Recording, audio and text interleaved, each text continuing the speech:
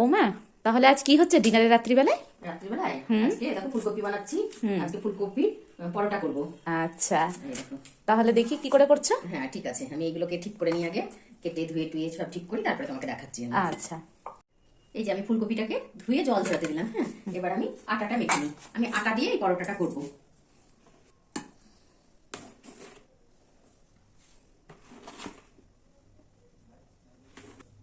আমি এই বাটিটার 3 বাটি 3.5 বাটি মতো ময়দা নিয়ে নিলাম। এটা ময়দা না, এটা গমের আটা।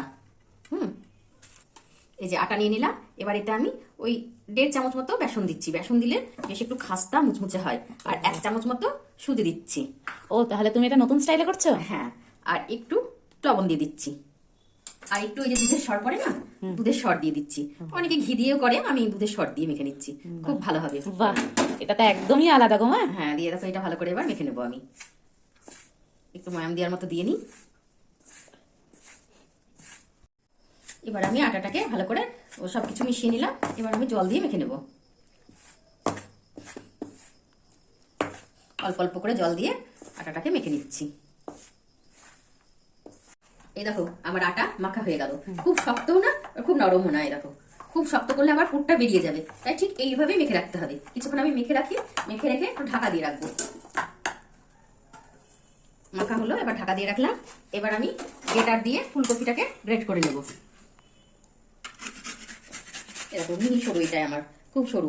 খুব মোটা মোটা দিয়ে করলে হবে না, আবার ভালো হবে না। আচ্ছা মা, সবগুলোই তুমি এইভাবে করে নেবে? হ্যাঁ হ্যাঁ, সবগুলোই করে নেবো এই দিয়ে। এই গ্রেটার দিয়ে এটা গ্রেট করে নিচ্ছি। দেখো কি সুন্দর সরু সরু হচ্ছে হচ্ছে। একদম। এই দেখো, আমার ফুলকপি করা হয়ে গেল। এই যে এই ডাঁটিটা ফেলে দিলাম, কিন্তু ফুলগুলো শুধু করে নিলাম। আচ্ছা, শুধু মাথার ফুলগুলো, তাই তো? এই দেখো, আমার কড়াইটা গরম হয়ে গেছে। হ্যাঁ, এবার আমি একটু তেল দিয়ে দিচ্ছি। তেল দিয়ে পুরটা তৈরি করব। তেলটা গরম হলেই আমি জিরে ফোড়ন দিলাম, একটু হিং ফোড়ন দিলাম, কাঁচা লঙ্কা, একটু আদাকে আমি গ্রেট করে নিয়েছি। হ্যাঁ,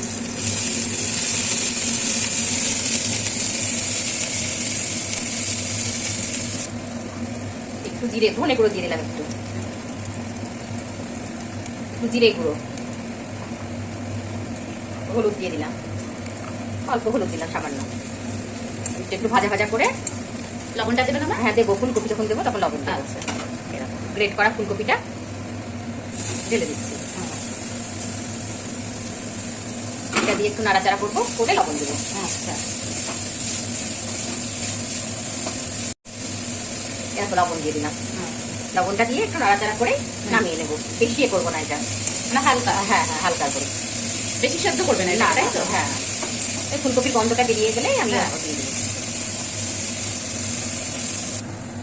একটু মিষ্টি দিয়ে দিলাম, মানে একটু চিনি দিলাম, খুব সামান্য পরিমাণে। হ্যাঁ, আর দেখো গরম মশলা গুলো দিয়ে দিলাম আমি।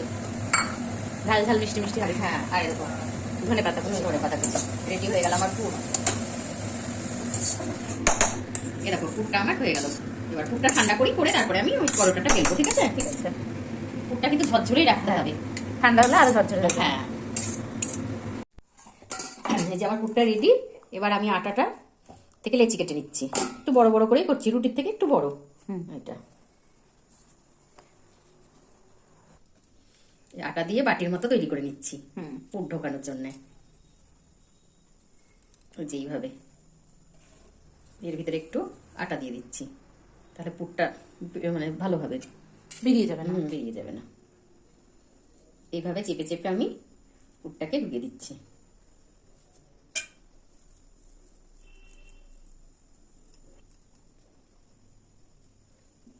পুরটাকে ভালো করে এর মধ্যে সেট করে নিতে হবে, যাতে না বেরিয়ে যায়। একদম বেলতে কষ্ট হবে না তোমার? না না, অসুবিধা হয় না। আস্তে আস্তে বেলতে হবে এটাকে।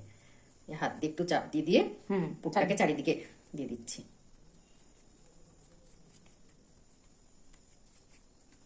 এবার একটু আটা দিয়ে আস্তে আস্তে বেলে নেব। খুব হালকা হাতে, বেশি চাপ দেওয়া যাবে না। না।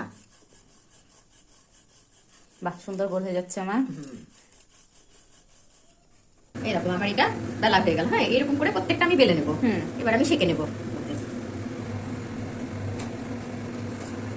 এবার আমি উল্টে পাল্টেই ভেজে নেবো এটাকে।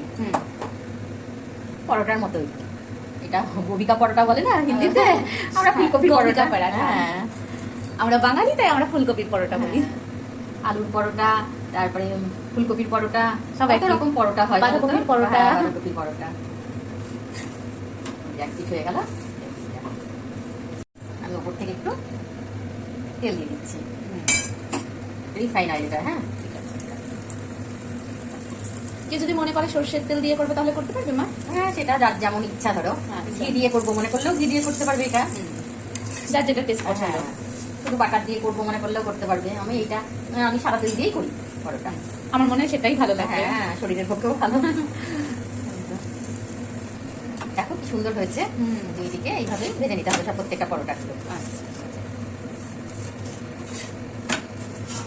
এই দেখো পরোটাটা আমার ভাজা হয়ে গেল। হ্যাঁ, এরকম করে আমি প্রত্যেকটা পরোটা ভেজে নেবো। আচ্ছা। এটা তুমি আচার দিয়ে, দই দিয়ে, আলুর দম দিয়ে, যা ইচ্ছা তাই দিয়ে খাবে। এই যে আমার ফুলকপি পরোটা রেডি হয়ে গেল। যদি আপনাদের ভালো লেগে থাকে আমার এই রেসিপিটা, তাহলে লাইক করবেন, শেয়ার করবেন, কমেন্ট করবেন। আর অবশ্যই অবশ্যই চ্যানেলটিকে সাবস্ক্রাইব করবেন, ভুলবেন না কিন্তু।